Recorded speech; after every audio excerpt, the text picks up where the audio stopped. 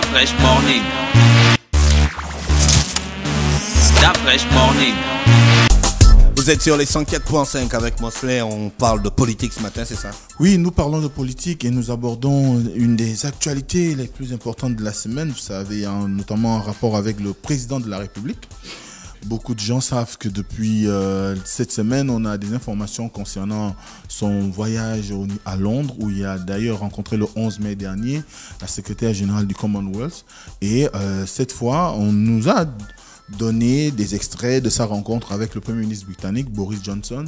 C'est un moment important. Pourquoi? Parce que c'est d'abord la première fois qu'un chef d'État gabonais est reçu à Londres, notamment par une autorité comme celle du Premier ministre britannique. Donc à ce moment-là, ça devient quelque chose d'historique pour le Gabon, parce que tout le monde le sait, on a certes des relations diplomatiques, mais jusqu'à maintenant, on a encore des situations qui font que quand on regarde un tout petit peu, ce sont des relations plus ou moins distantes, hein, dans la mesure où on n'a pas une ambassade de Grande-Bretagne au Gabon, mais n'empêche que le chef de l'État, depuis son arrivée, a quand même réussi à faire le tour de force pour pouvoir faire en sorte que Libreville se rapproche un peu plus de Londres. Quand on voit les multiples séjours de ces derniers du côté de Londres, on se rend bien compte qu'il a réussi à faire en sorte qu'il y ait un certain travail qui soit mené sur le terrain afin de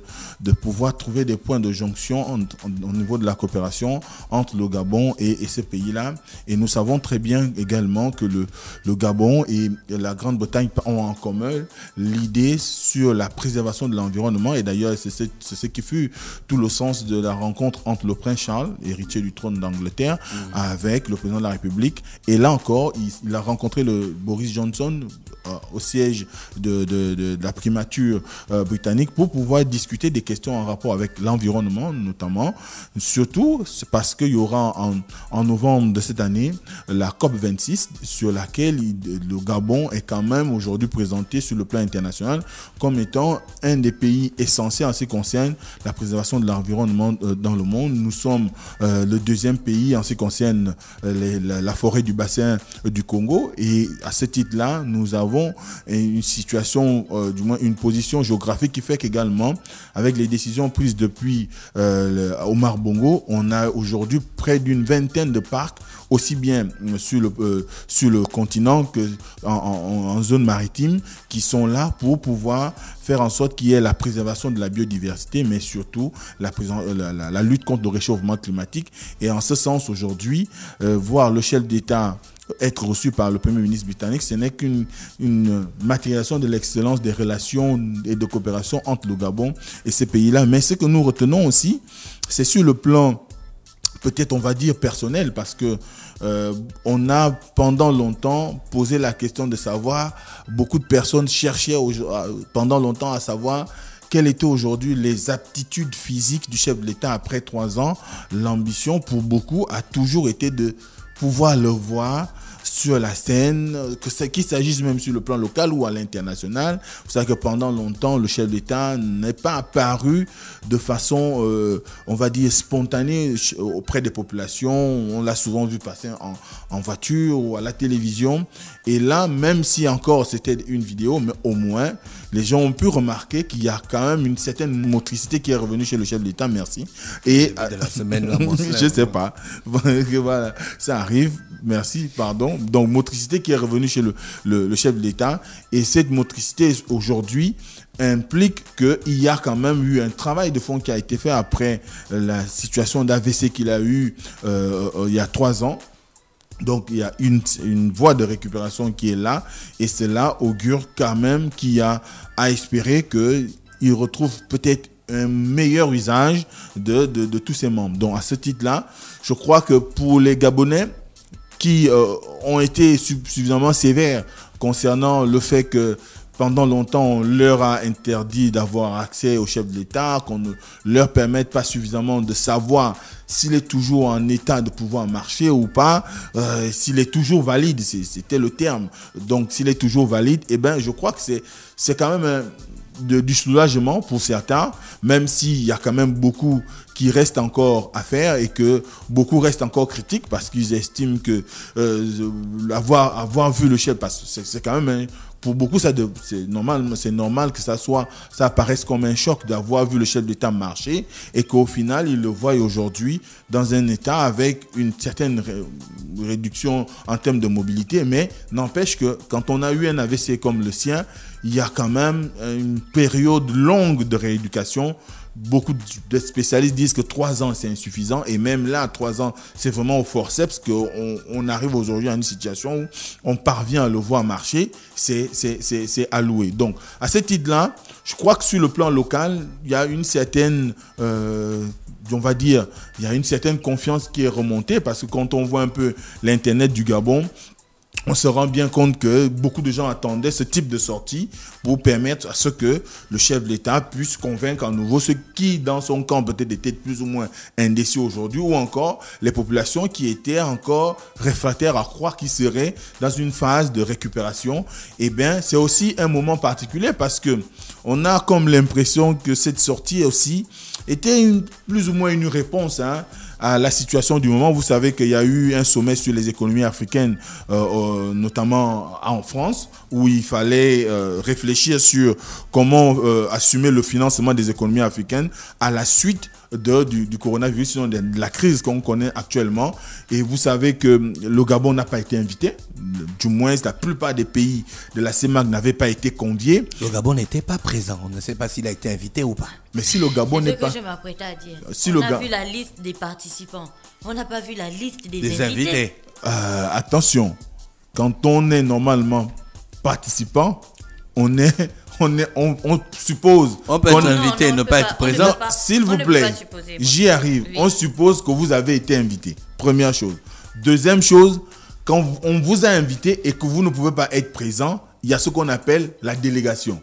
Et je crois que le chef de l'État, depuis un certain temps, fait l'effort de faire dans la délégation, à travers le Premier ministre, à un certain nombre de niveaux africains. On a vu récemment le Premier ministre aller assister à l'investiture du président Yoweri Museveni en qualité de représentant du chef de l'État. Ce fut la même chose en Côte d'Ivoire, à l'investiture, du moins au décès de l'ancien Premier ministre ivoirien.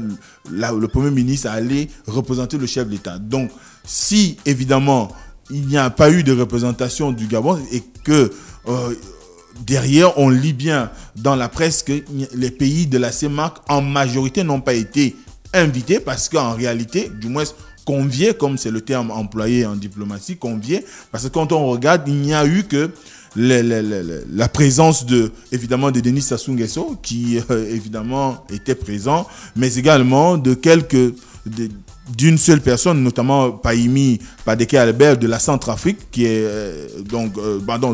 le Tchadien, le Premier ministre tchadien, et on voit bien que c'est quand même une situation qui fait que quand on regarde un tout petit peu avec l'élan aujourd'hui qui est celle du Gabon de rentrer dans le Commonwealth, est-ce que ce n'était pas aussi une façon pour l'exécutif de pouvoir marquer aussi son empreinte en disant je n'ai pas été convié, mais nous sommes toujours sur la scène internationale et nous continuons à dialoguer avec les grandes capitales occidentales. Donc ça peut aussi se lire comme ça. Mais n'empêche que cette sortie était beaucoup plus une sortie de coopération pour essayer un tout petit peu. Il y a d'autres pays qui n'étaient pas présents là-bas. Pourquoi on voit dans le fait qu'on soit en Angleterre? Mais il y a un article qui a lu le matin qui a parlé de ça.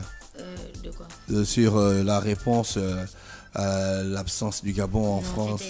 C'était hier. Voilà. Voilà. Donc ça peut être une lecture parce que il y a quand même, on va dire quoi, un concours de circonstances qui est là. Ça peut être une lecture, mais ça ne veut pas dire que le Gabon voudrait plus ou moins faire un pied de nez à la France ou qu'il y aurait, comme on dit, du gaz dans les relations entre le Gabon et la France. Mais simplement parce que quand on regarde un tout petit peu ce sommet-là qui a réuni beaucoup de pays africains, à peu près 19 pays chefs d'État, on se rend bien compte. Il y avait 19. Oui, 19 chefs d'État Moi, je africains. pensais que c'était un truc de 6 ou 7. Non, il y avait 19 chefs d'État africains, avec, mais également un certain nombre de chefs de gouvernement, comme celui du Tchad dont je venais de parler. Donc, évidemment, il s'agissait de réfléchir sur les économies africaines. Et la France, l'absence d'un certain nombre de pays de la sous-région CEMAC était due au fait qu'ils n'ont pas participé à une pétition qui avait, du moins à une sortie qui avait été faite par un ensemble de gouvernements pour demander à ce qu'il y ait un regard neuf sur la dette du continent, comment on pourrait faire en sorte de l'annuler ou encore de la supprimer. Mais n'empêche qu'aujourd'hui, clairement, quand on regarde bien, le chef d'État est sur la voie de pouvoir faire en sorte qu'il y ait une réelle coopération entre le Gabon et l'Angleterre, parce que également, vous savez très bien qu'on ne peut pas ne pas chercher à avoir une bonne entente avec l'Angleterre si on souhaite entrer dans le Commonwealth. D'ailleurs, une exigence pour entrer dans le Commonwealth, c'est d'avoir une représentation diplomatique. Donc, dans des questions bilatérales qui ont été abordées entre les deux responsables politiques, eh bien, on peut espérer peut-être qu'il y a cette négociation-là, que demain, le Gabon puisse avoir un ambassadeur à Londres, auquel, finalement, il y ait également une représentation de l'Angleterre au niveau du Gabon. Donc, on est vraiment dans cette situation où, effectivement, on peut lire cela comme étant un acte politique majeur, un engagement, un besoin de faire en sorte qu'il y ait une certaine cohérence dans la politique qui est menée aujourd'hui sur le plan international, mais surtout aussi, c'était la première fois après son AVC que le chef d'État allait rencontrer un chef d'une démocratie, comme on dit de façon générale, d'une grande nation européenne, et cela permet de pouvoir lire en lui des ambitions qui sont celles de pouvoir s'inscrire désormais dans un agenda international. Ensuite, il y a l'information de la mairie de Libreville. Vous savez que après avoir annoncé ici que la mairie de Libreville, il y aurait plus ou moins une situation digne d'un feuilleton qui n'aura peut-être pas de fin, eh bien, on s'est rendu compte que hier, il y a eu le lancement des travaux de curage des caniveaux et des bassins versants par le maire de Libreville, à la suite de multiples interpellations, dont celle du gouverneur de la province de l'Est-Tuère. Donc, des informations qui nous auraient, du moins qui nous sont parvenues, il serait question aujourd'hui d'une mise sous tutelle de la municipalité. On ne sait pas, mais c'est ce qui est en train de sortir. Mais ce qui est sûr, c'est que aujourd'hui, quand on a parcouru un tout petit peu le communiqué qui a été signé du directeur adjoint de la communication de la municipalité de Libreville, il semblerait que ce ne serait qu'un tissu de mensonges de la part des réseaux sociaux, mais qui ont relayé une information qui n'était pas exacte, parce que simplement, ils n'avaient pas la bonne information. Mais ce qui est sûr, c'est que le maire de Libreville a lancé les travaux. Attendons de voir ce qui va être de la suite de cette information. D'accord, donc ce n'est pas vrai qu'il y a la mise sous tutelle. Ça n'a, en tout cas, l'article ce matin sur le site Média 241 ne parle pas de cette affaire de bassin versant. Par contre, le maire de Libreville a été, là je cite un passage de l'article, a été un peu ramené à l'ordre par le gouverneur. Oui, de la province de du fait des recrutements, en fait. Des recrutements abusifs dans son cabinet. Voilà, parce qu'en 5 mois d'activité, donc l'article dit... Marie-Françoise Dikumba, gouverneure de l'Est-Tuère, pointe du doigt les recrutements intempestifs et incontrôlés d'Eugène Mba, le maire de Libreville. En 5 mois d'activité, ce dernier aurait recruté plusieurs centaines d'agents, dont 65 conseillers pour son seul cabinet.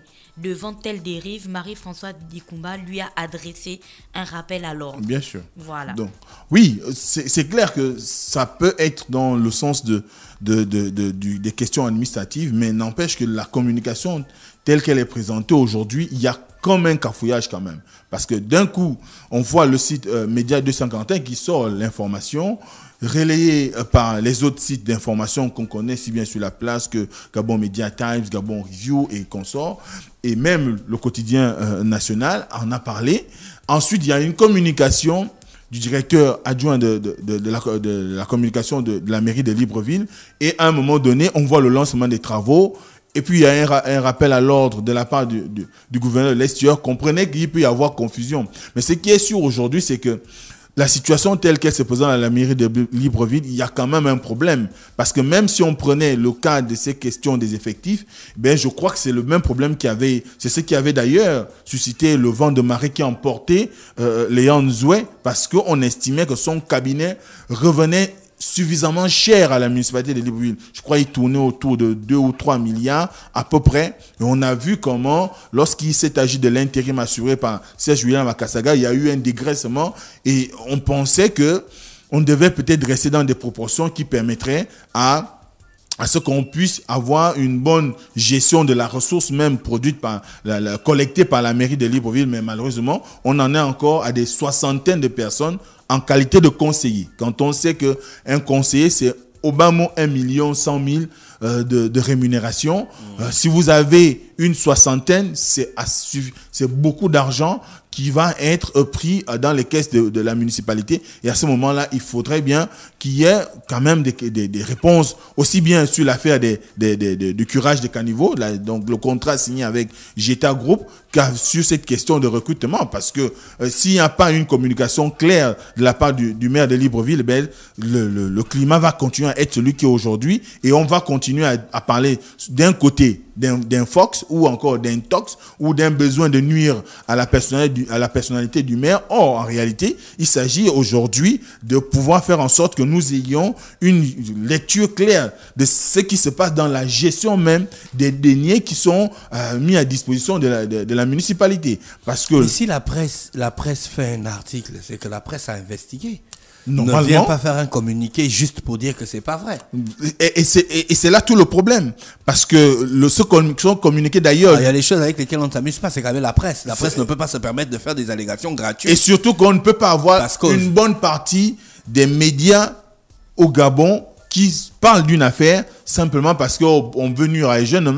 Je ne crois pas. C'est qu'il y a quand même un fond. Et il y a des chiffres à l'appui. Il y a même la production des factures qui ont été déposé par Jeta Group au cabinet du maire. Il y a même le retour avec les annotations du maire. Donc à ce moment-là, on ne peut pas parler de mauvaise foi de la part de la presse, on ne peut pas parler de chasse aux sorcières de la part de la presse, on ne peut pas dire que la presse voudrait nuire à l'honorabilité du maire. Non, il est question aujourd'hui que ce dernier, avec son équipe, puisse aller au-devant de la presse ou de la communauté de Libreville ou bien de la communauté nationale et dire ce qu'il en est exactement. Parce qu'on est plus ou moins aujourd'hui dans une situation où beaucoup dans la population souffrent parce que la question des inondations. Peut-être que le maire n'est pas concerné, peut-être que ceux qui sont dans son cabinet ne sont pas concernés, mais il y a des petites personnes qui sont dans les quartiers de Libreville et qui, à chaque fois qu'il y a une averse, qu'elle soit de 30, 50,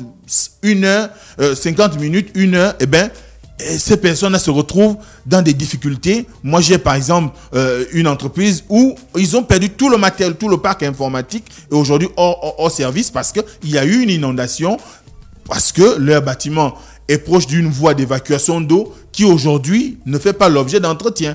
Donc, c'est du travail de la municipalité de faire en sorte que cela ne se reproduise pas et qu'elle devrait veiller au quotidien à nettoyer ces voies d'évacuation d'eau pour éviter que les populations ne soient victimes des inondations. On n'a pas dit que c'est le maire qui crée des inondations parce que parfois il y a des incompréhensions chez nous. On dit que son devoir, c'est de faciliter, du moins de permettre à ce que ce type de choses n'arrive pas ou n'arrive pas de manière récurrente. Donc à ce moment-là, il faudrait qu'il y ait une bonne communication qui permette de rassurer ou qui permette de venir présenter ce qu'il en est exactement des récriminations qui sont faites à l'équipe municipale. Merci Mosley qui est avec nous ce matin sur les 104.5 Urban FM, la station urbaine. Stop Fresh Morning.